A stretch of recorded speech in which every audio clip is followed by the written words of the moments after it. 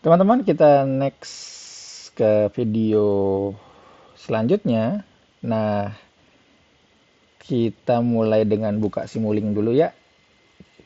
Setelah MATLAB kebuka, kemudian di command window ketik Simulink, kemudian enter. Nah, window Simulinknya muncul.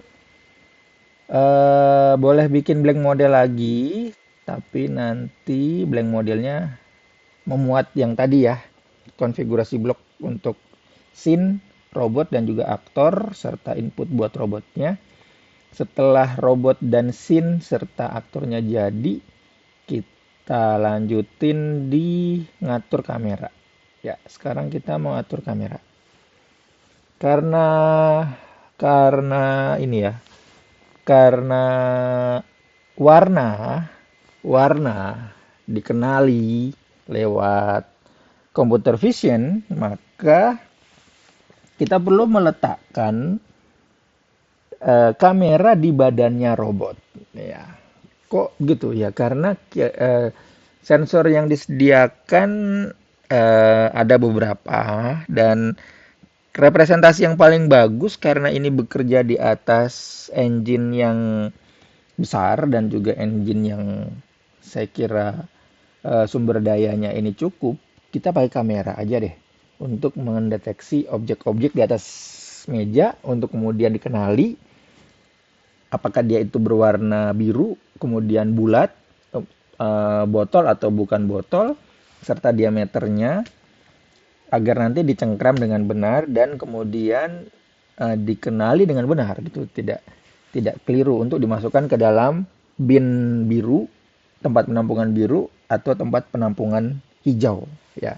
Jadi objeknya ada di atas meja, lalu kemudian nanti diambil, dicengkram dan dimasukkan ke dalam tempat penyimpanannya. Nah, untuk hal ini kita perlu konfigurasi di Simulinknya. Selain tadi simulation 3D robot ya yang sudah diberikan input sebagaimana keperluannya dia, kita pakai lagi nih satu blok yaitu simulation 3D kamera serta window viewer untuk dijadikan TV-nya ya. Dijadikan TV-nya si tampilan kamera.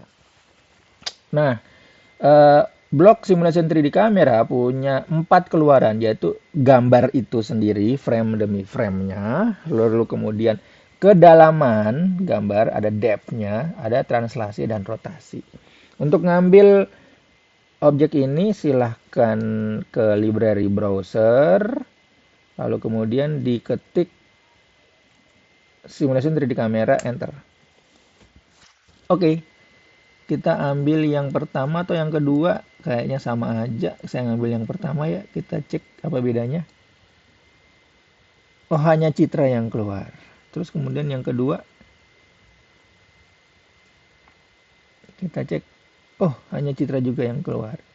Lalu apa bedanya? Kok bisa muncul 4? Bedanya adalah di sini, kita klik ya. Double klik di salah satu objeknya, terus kemudian ground truth-nya bisa dicentang nih. Output depth liatin, location and orientation liatin ya. Kita apply. Kemudian nah itu ya, begitu di apply nih, lihat nih. Image depth translation selesai kelihatan muncul di keluaran. Tapi kalau kita lepas kemudian kita apply nih ya. Ini kan adanya sebelumnya nih. Kemudian kita lepas, apply. Oke, dia tidak muncul ya. Itu parameter ground truth. Kemudian parameter lain ada focal length. Apa namanya? Jangkauan lihat ya.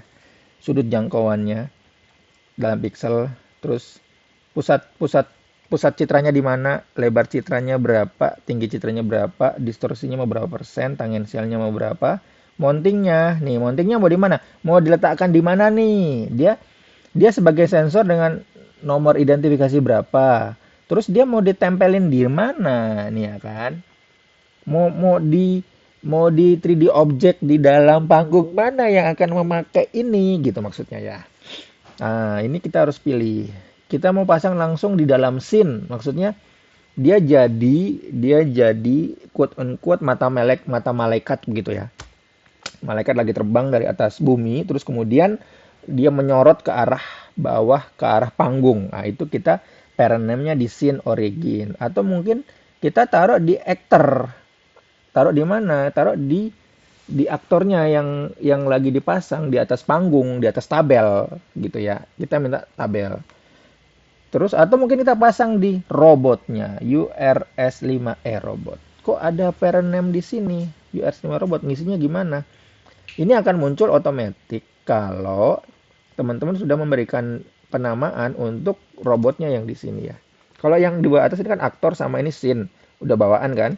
Nah, kalau misalnya nanti biar ketahuan mau dipasang di robot yang mana, robotnya teman-teman beri nama dulu. Ini ya, saya beri nama robot saya UR5E robot gitu ya, sesuai dengan namanya ya. Tapi rigid body tree-nya saya namain rt.robot. Input tab-nya rigid body tree object ya. Ini oke play. Terus kemudian setelah itu diberikan nama, nanti di kameranya UR5E robotnya bisa dipakai. Dah, udah selesai. Berarti ini kamera ini nanti orang tuanya adalah si robot itu. Dan bis. Yang lain bisa dibuang karena nggak kepake ya.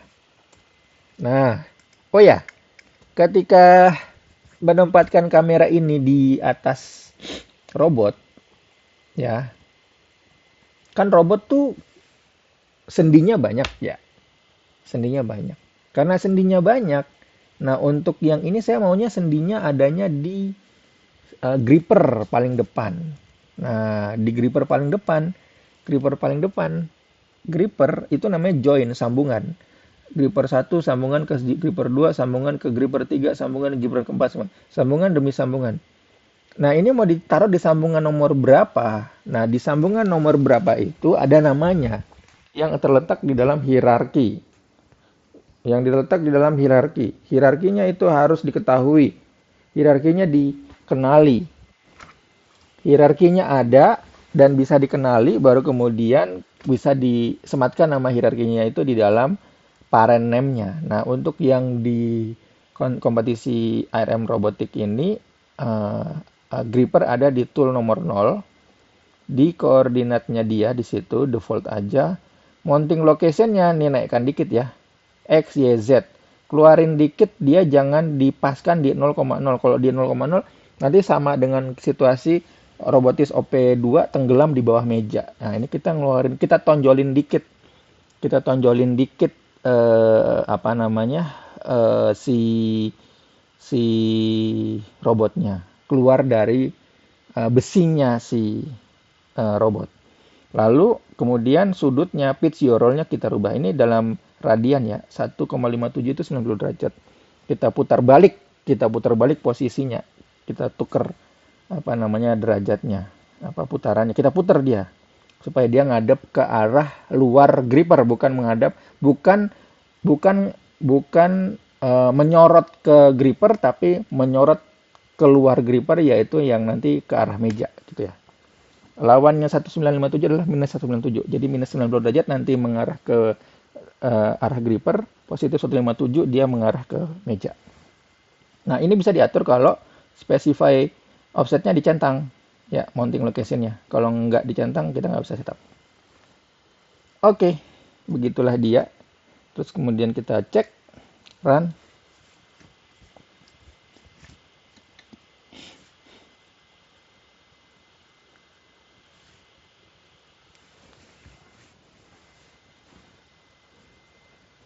Window-nya akan muncul beberapa saat lagi.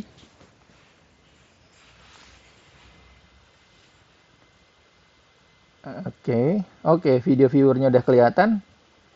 Ini window untuk melihatkan hasil tangkapan layarnya.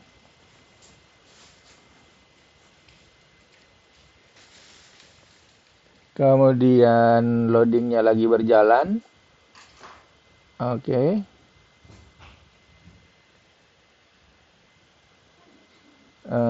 Ektor ini ya, ektor 81, ektor nomor berapa, itu nama-nama komponen di dalam meja, di dalam robot, di dalam ini. Nah, ini dia.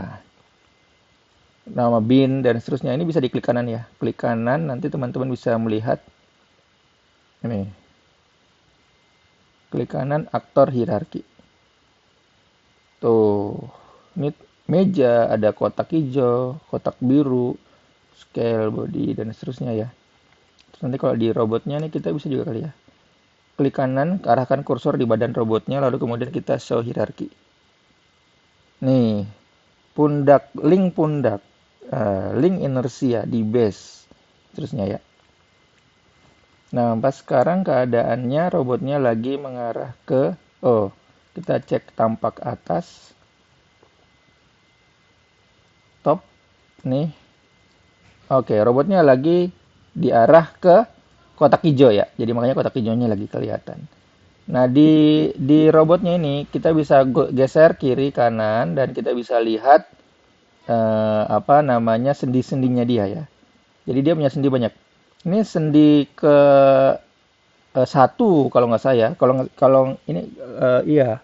Kalau di array-nya, di matriksnya, ini yang paling belakang 6. Yang satu yang base yang bawah. Hanya putar kiri, putar kanan. Ini ya. Base-nya putar kiri, putar kanan. Sendi join nomor 1. Ya, kita coba. Kita ambil dulu ya. Kita deketin dari arah depan sendinya. Terus kemudian kita lihat. Oke, depan, sorry. Klik badan aja deh. Badannya diklik terus kemudian lihat dari depan. Nanti kalau diklik dari objek yang lain, nanti dari sudut pandang objek itu yang kelihatan. Nah, ini saya tadi klik badannya robot. Ini sendi 1 kiri kanan, 2 atas bawah, 3 kiri kanan, 4 muntir, 4 muntir, ya 4 muntir, melintir, 4 melintir, 4 melintir, 5 atas bawah, 6 jepit, gitu ya. Jadi 1 kanan kiri, 2 atas bawah, 3 atas bawah, 4 muntir, 5 atas bawah, 6 jepit. Ya, gitu ya. Ini si robot yang akan kita pakai. Oke. Begitulah struktur dari si robot ini. Dan ini ya, dia ada robot mount-nya diletakkan di atas kotak ini. Jadi lagi ya, tadi translasi rotasinya perlu dicek, perlu diatur supaya dia duduknya di atas mount ini sebagaimana yang ketentuan dari panitia. Nah, ini nggak bisa di play, jadi ini cara mainnya adalah begitu. Maksudnya ini bukan video yang diputar ulang ya. Jadi ini sebuah simulasi yang nanti simulasinya jalan semenjak kita tekan tombol play di Simulink dan kita sedang ingin bikin video rekaman gerakan dia gitu. Jadi bukan berarti setelah Simulink ini di play lalu kemudian ada proses mengendalikan dia dalam situasi real time, enggak. Jadi kita sedang bikin rekaman video gerakan si robot ini ya, itu ya animasi. Kita lagi bikin animasi dan bikin animasi gerakan robot ini pakai teknik-teknik dalam sistem kendali gitu ya. Nah, itu dia penempatan robot di atas meja dan konfigurasinya memakai berapa blok yang kita pakai ya. Kita pakai 3D Scene Configuration, kita pakai 3D Actor, kita pakai 3D Robot, dan robotnya tidak ngambil dari library tapi ngambil dari file.mat template bawaan panitia. Tadi jangan lupa arahkan dia ke folder tempat penyimpanan yang teman-teman pakai. Inputnya 12 angka, 6 sendi ditambah dengan 6 yang lain, translasi rotasi gitu ya. Terus kita pakai blok 3D kamera. Nih, 3D kamera. Yang 3D kamera perlu diatur parent name-nya siapa. Kalau parent name-nya bawaan robot berarti ya dia sedang menyorot ke robot. Tapi kalau kita spesifik parent name-nya adalah organ tubuh tertentu dari robot, kita perlu tahu dalam struktur hierarki join sambungan-sambungan objek tadi itu di objek nomor berapa dalam sambungan itu yang nanti nama objeknya kita sebatkan di kamera ini sebagai parent name-nya. Nah, keluaran dari image adalah image video viewer. Untuk mendapatkan image video viewer ya klik aja dari sini image viewer. enter. Oh, tidak ada. Image video. Video viewer. Oh, tidak ada. Langsung aja video viewer. Oh, oke, ada. Video viewer. Klik tahan langsung nanti akan terlihat seperti ini ya. Inputnya cuma satu yaitu image, propertinya nggak ada. Propertinya langsung windownya yang kebuka.